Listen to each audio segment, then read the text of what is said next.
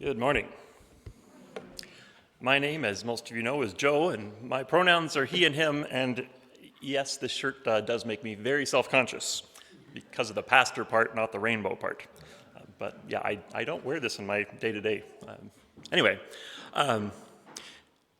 to begin, I'm hoping that it works to show you a clip from the TV show Ted Lasso. Our folks in the sound booth are correcting some technical difficulties that had nothing to do with them, so I think it's going to work. If it doesn't, we'll deal with that when the time comes. But as some of you know, Ted Lasso is a comedy show about an American football coach who somehow finds himself coaching a professional soccer football team in England.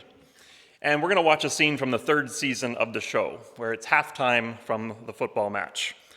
The team has just watched their captain get ejected from the game for charging into the stands to confront a fan. The fan shouted a highly offensive gay slur at the captain, Isaac, and Isaac went into the stands to teach the fan a lesson. As you'll see, Isaac was trying to stand up for his gay teammate, Colin. Isaac was the only one on the team who knew that Colin is gay, so the rest of the team didn't understand what was going on, why this particular insult set Isaac off. Let's watch, if we can.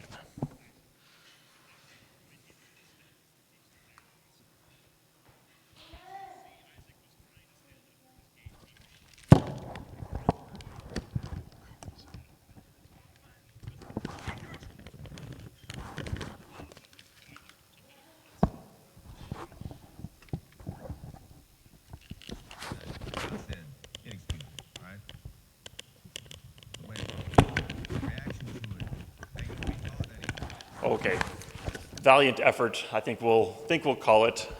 We haven't been able to get sound. Unless anyone from is familiar with the show wants to do the voices, we could go through it that way. I will instead attempt to describe. As I said, the team is having this conversation around what's going on. Why is their captain charging into the stands to confront this fan who shouted a gay slur? Because it's a game, and this is something that we hear all the time. Why would he be set off by this?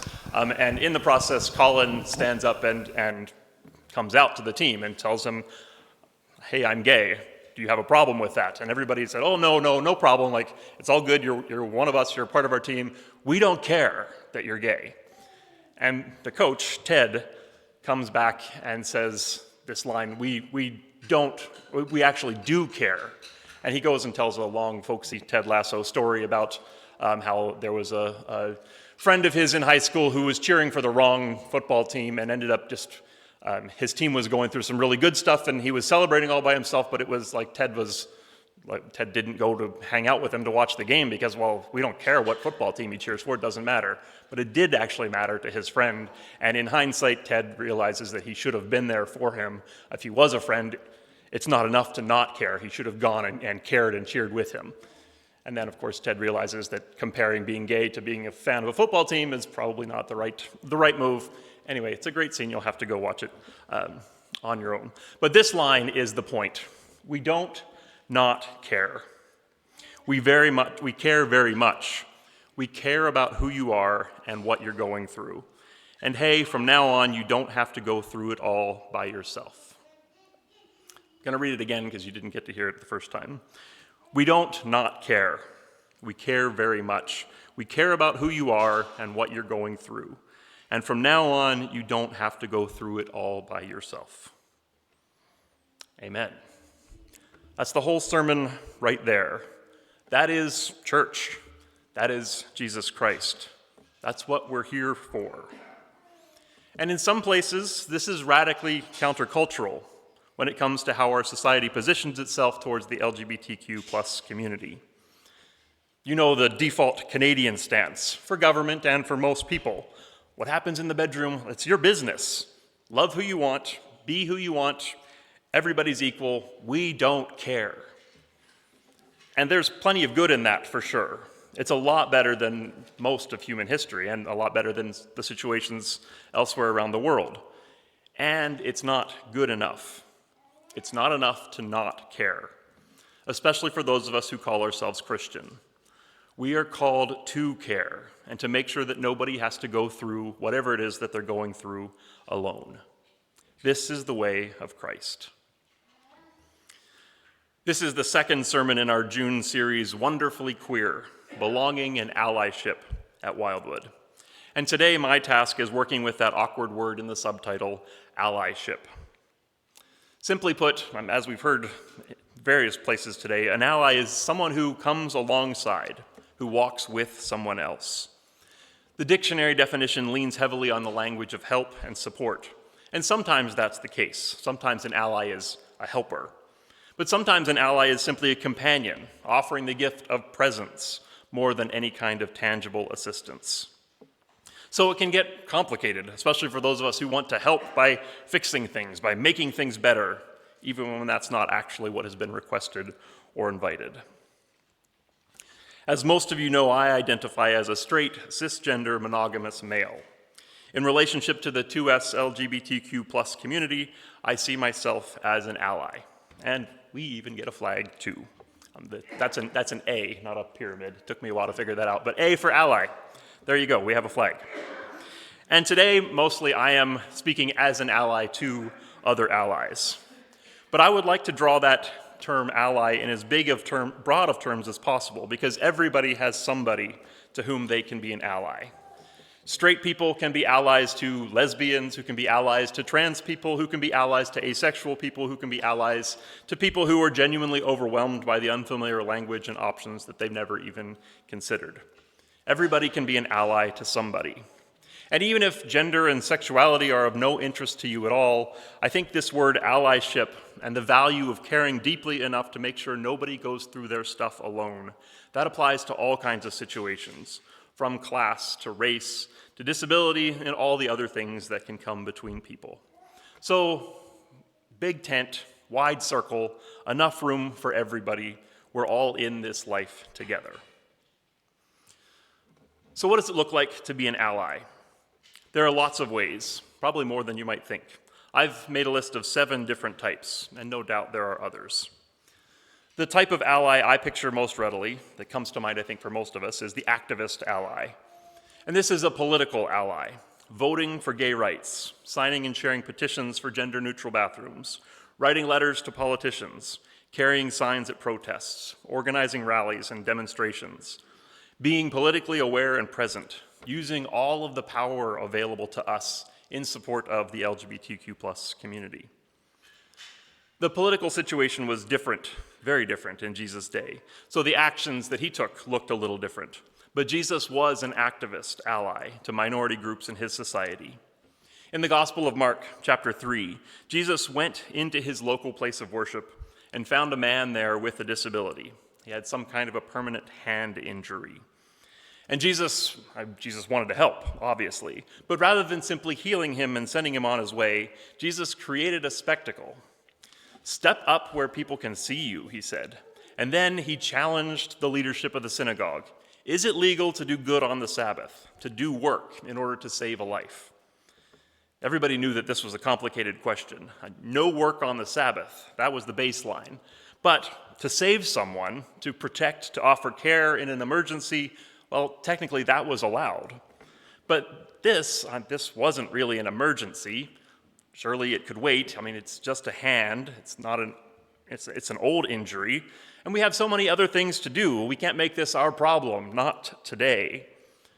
Whatever the leaders' excuses were for not helping this guy, Jesus called them on it. This is a place of God. People are supposed to be met with compassion and mercy. This is where people come to find help. But instead, you're pushing them to the side. And for what? Rules and regulations? Ego? Fear of failure? Whatever it is, that's not good enough. You claim to care, don't wait, do something. Don't hide behind the law. Don't do nothing just because you can't fix everything. Do what you can for this man. Do it now. No excuses. This is true religion. This is what leadership looks like. But the religious leaders said nothing, looking around at them with anger, deeply grieved at their unyielding hearts. Jesus said to the man, "Stretch out your hand." So he did, and his hand was made healthy. At that, the religious leaders got together with the political leaders to plan how to destroy Jesus. That's an ally. Jesus saw the need, he understood the root causes, and he stood up to power publicly with his own strength at significant risk to himself because it was the right thing to do, because it needed to be done, because he didn't not care. That's pretty uncomfortable for most of us. We Mennonites don't love making a scene. Many of us don't see ourselves as political people. Activism, it seems so aggressive, especially the type of activism that it takes to get people's attention and create change. It's not easy, and that is what Jesus did. That's what our Anabaptist ancestors have done too. That's what many Mennonites around the world today are doing as well. Maybe it's our turn. I'm not going to hold anyone's feet to the fire this morning about that, especially because my own feet get uncomfortably hot pretty quickly there as well. But if there's something inside you saying, hey, yeah, I could do more as this kind of ally, pay attention to that. Come talk to me after. Send me an email. There is a need for allies to step up in this way, and there are plenty of opportunities. Maybe we can figure out how to move in this direction together. And not all ally roles are so public and provocative.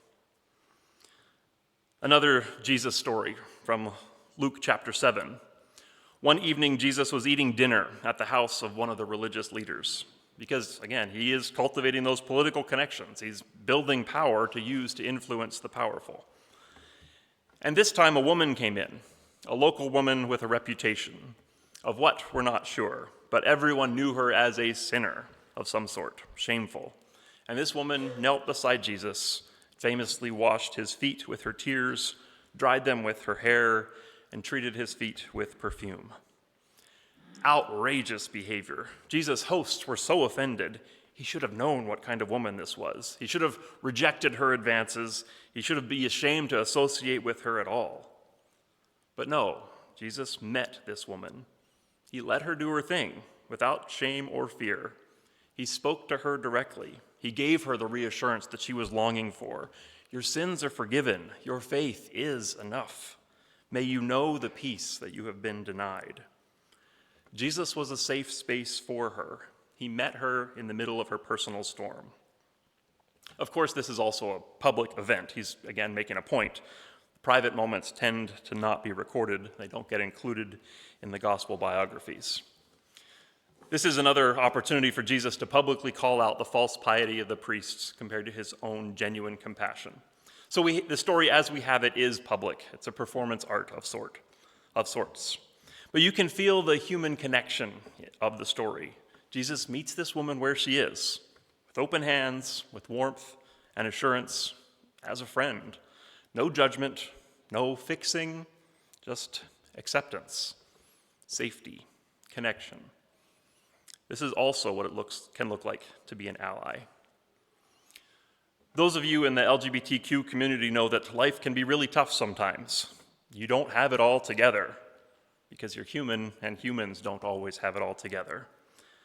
And because queer folks get extra scrutiny, because you get extra shame and stigma and rejection thrown at you.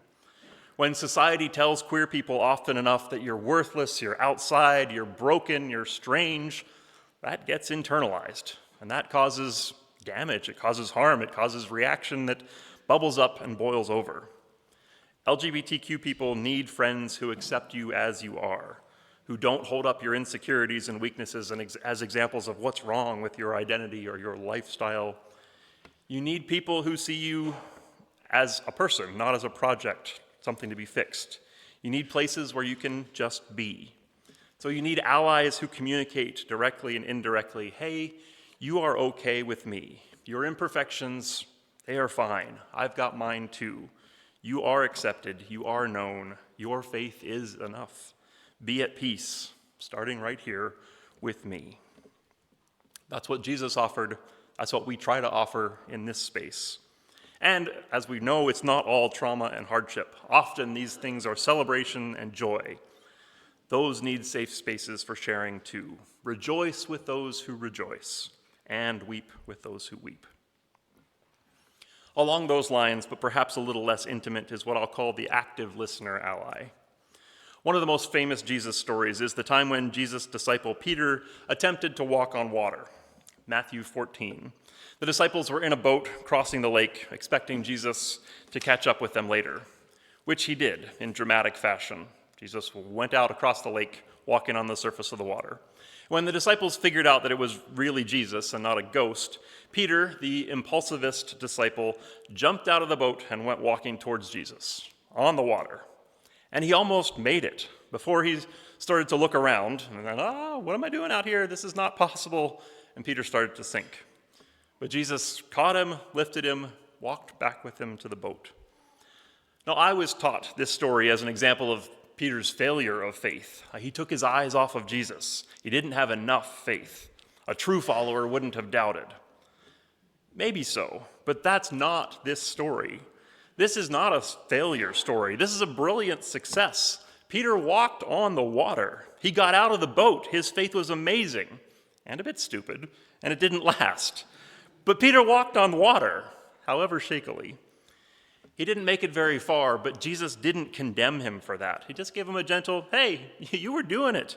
Why did you stop? Here, I got you. Let's get you back to solid ground.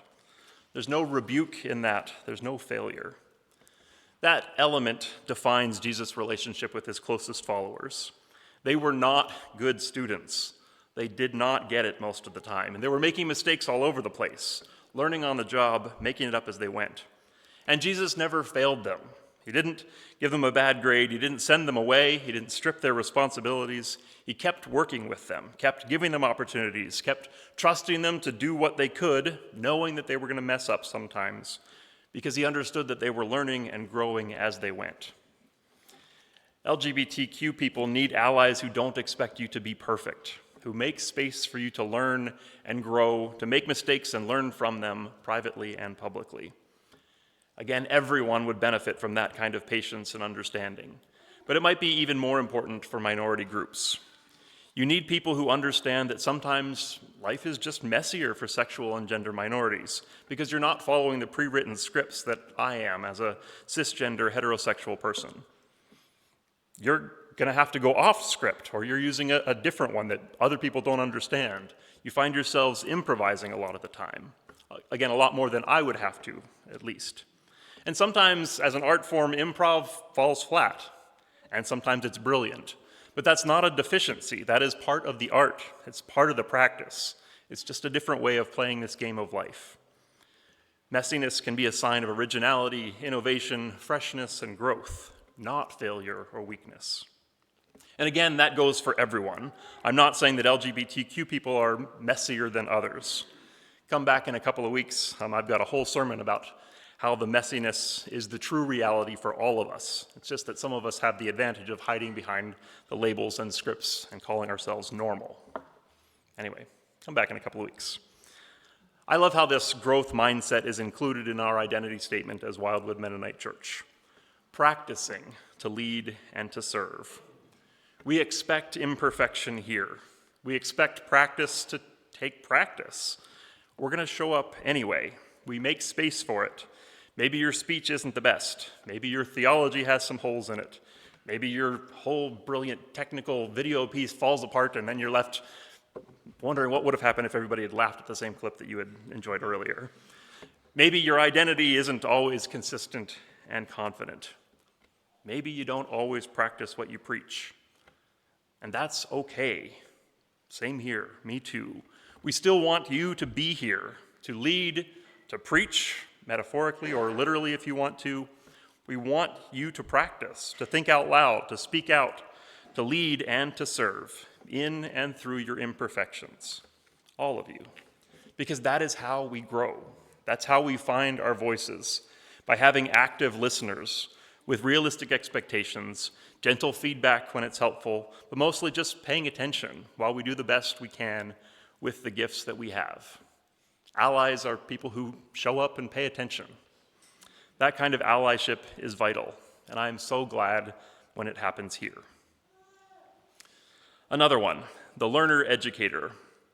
As I said, a big part of the challenge of sexual and gender diversity is that it is off-script, meaning that it's simply different, less common, less established, less familiar, more unknown. And that means that education is vital. Raise your hand if you identified all 12 of the pride flags on the front of today's bulletin. I didn't. I still wouldn't pass that quiz, let alone these 32. I learned a few things looking at those pictures. But most of the time, flags don't matter, but they represent people. People who see and understand themselves differently enough that they bother to make a flag for it, and apparently differently enough that they found some commonality with other people who share that same difference, and again, it matters to them. We don't need to memorize lists of identities and all the colors and symbols that go with them.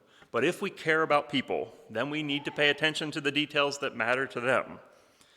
And as we educate ourselves, we have the opportunity to educate the people around us, not in a heavy-handed way, but with gentleness and curiosity. And Jesus did that all the time. You have heard it said, but I say unto you. Jesus didn't let people in his circle stay stagnant in their worldview, especially in how they view and treated others. This comes quite naturally to some of us. We've got pulpits, we've got classrooms, we've got kids and grandkids that we can educate. Others also, we all have access to good information. We all have people in our circles who could stand to learn a thing or two, starting with ourselves. The light of knowledge and familiarity drives away fear. And sometimes the fear puts up a fight. Sometimes our sharing is met with resistance in the form of bias and phobia towards the LGBTQ community. This is a tough one. What do we do with people who are openly homophobic, transphobic in our circles? What do we do with the ones who are more well-intentioned but still cause harm in their ignorance and their unexamined bias? Like the team in the Ted Lasso video that we didn't get to see, we might want to ignore it. It's nothing we haven't heard before, or we've got a game to play. It's so easy to just, let's let them be. Let's not bring it up. Let's laugh it off. Let's just walk away. They're not going to change anyway. And that's probably truth. People don't change easily. Sometimes walking away might be wisdom. Not every fight is worth having. But sometimes a way opens to change the conversation just a bit, to put a crack in the armor, to let in just a little bit of light. One time, Jesus was hanging out with his disciples in the temple in Jerusalem.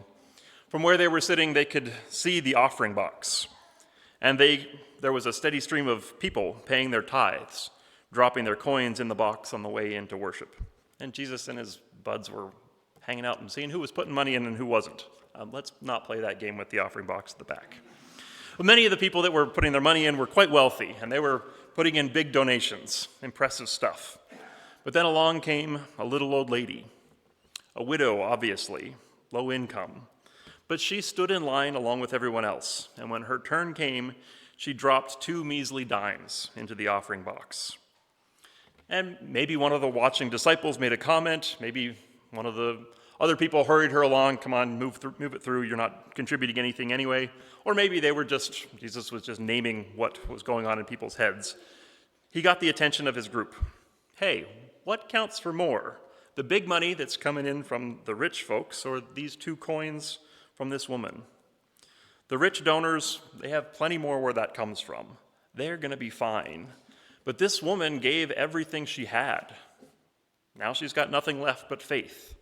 So who gave more, really? Which offering do you think means more to God? And that was it.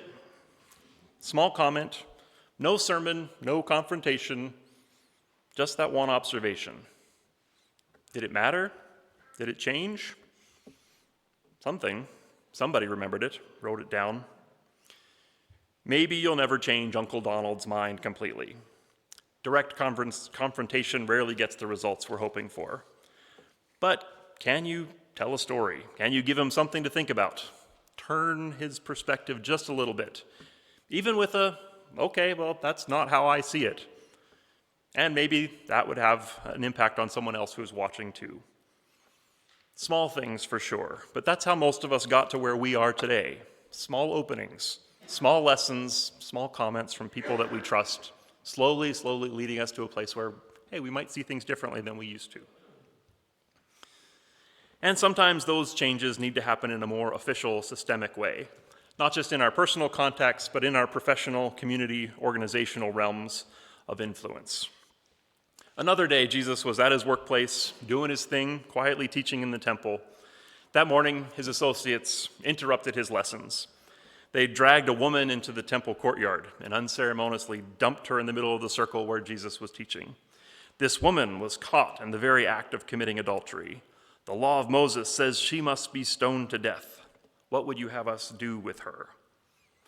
This was a trap, of course. They wanted to make Jesus choose, enforce the law, and give up his popular message of compassion, or show mercy, and then give his religious enemies evidence that he was not following the law, that he was a heretic and rebellious. As you probably know, Jesus did neither. He bent down and wrote on the ground. We don't know what he wrote or why, but when the priest pressed him for an answer, he surprised them again. Whoever among you has not sinned, let them cast the first stone. The law does matter, and by that standard, we are all condemned. So let's choose a different way. In that light of that, slowly the priests walked away. No one dared to condemn her. And so Jesus said to the woman, "Neither do I condemn you. Go and live your life free from the burden of sin." I love this story. It's not just Jesus being gentle and kind. He's not just being a gentleman.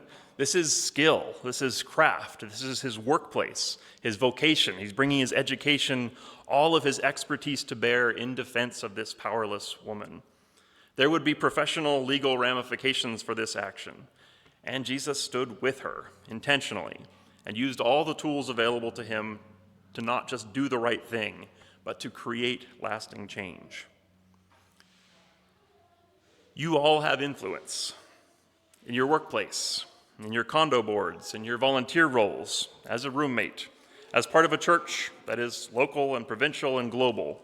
We're all part of these systems that are not perfect in how they treat people, and we can make them better. You can do something like Jesus did. Not on your own, ideally. This ally role of advocate, and similarly with the role of activist, it can be easy to just charge on ahead, to take action without considering the cost to those we would advocate for. Sometimes the changes we might push for would actually make things harder and less safe for LGBTQ people in those spaces. And sometimes, I do this, we make this process all about us. I want to see change. I need to feel like I'm making a difference. This is what I think needs to happen. Moving forward with those kind of attitudes is not all that helpful either. So we need to be careful with this advocate role. Ideally, this kind of change happens as a group project. Ideally, advocacy is invited and led by LGBTQ people so that we allies can be sure that we're not working on behalf of, but rather alongside. Because again, the ramifications are going to fall much more strongly on the LGBTQ folks than on us allies most of the time. One more, and I kind of hesitate to bring this one up because it's passive and comfortable.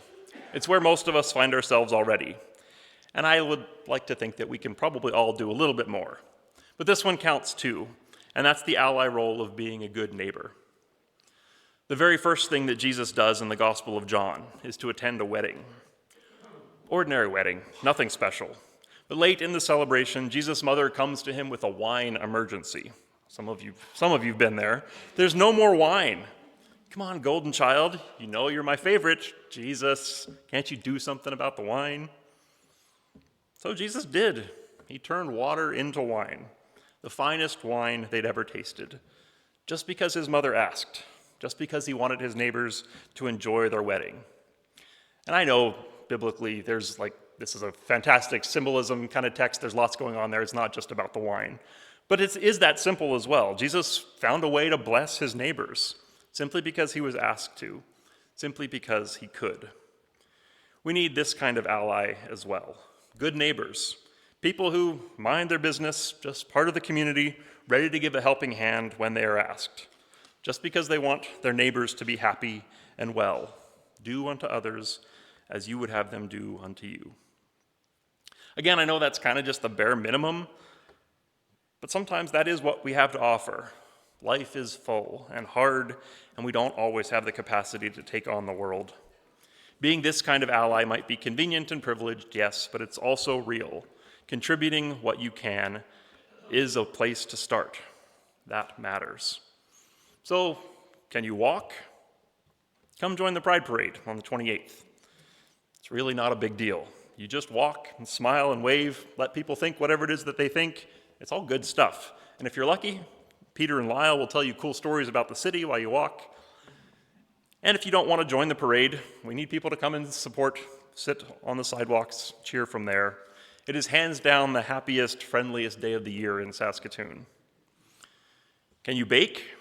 We need homemade baking to sell at the Rainbow Bakery tent after the parade. A bunch of local churches run this bakery booth to fundraise for supportive local ministries, and this year we are joining in. We would love to sell your baking, and we could use a couple of volunteers to cover a shift selling the baked goods in the tent. So details are in your emails, or you can talk to Sarah some other time. And if baking and walking aren't your thing, well, what is? We can all play a part in creating communities of belonging of all shapes and sizes. Showing up as you are with open hands, that helps to make space for others to show up as they are. So there's my list. A whole bunch of different options for being an ally. I know there are others. I hope you see yourself in there somewhere, and I hope that you're encouraged to take a new step into something even slightly outside your usual comfort zone. Because you are needed there, and because that's where God is, always at the edges, always calling us further up and further in. One final challenge that Lizzie shared with me a while ago. This is a quote from pastor and LGBTQ advocate Stan Mitchell. If you claim to be an ally to a group of people but are not getting hit by the stones thrown at them, you're not standing close enough. There are a lot of stones. We need to stand closer. I can't tell you exactly what that means for me or for you or for us, but I do know this is the way of Jesus. May it be also with us. Amen.